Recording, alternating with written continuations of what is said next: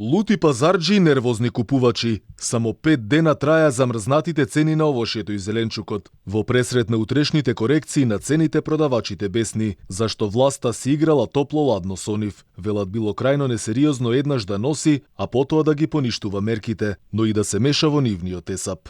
Немам коментар, ова е лудило на владата. Значи ова е неконтролирано нешто. Несмислено добро. Недомаќинско. Граѓаните реагираат уште поголем товар кај вас паѓа. Да, така. Поголем товар никој не разбира, а цените се исти. Сиоќар паѓа во рацете на увозниците на овошје и зеленчук, реагираат езгаджиите, а власта обвини дека увозниците изминатиот период прикажувале лажни фактури за да имаат огромна заработка.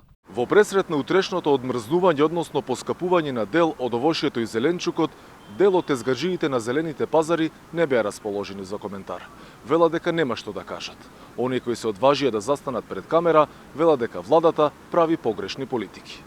И покрај замрзнувањето и ограничувањето на цените, на терен се уште може да се најдат производи со висока цена. Домашните производители вела дека немаат никаква поддршка од државата, па затоа од ден во ден домашното производство се повеќе тоне. Кромидо све е увозно, не наше ништо. Се помалку домашно производство. Помалку се домашно. Уре младите повеќе да избегаат.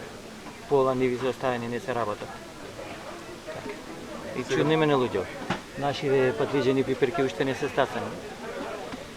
Знаете колку е мазето тоа за грејање? Се е поскапено. А што прават овие далавери увозници, тоа ќе се види сега. Прикажувале пониски цени таму на царина.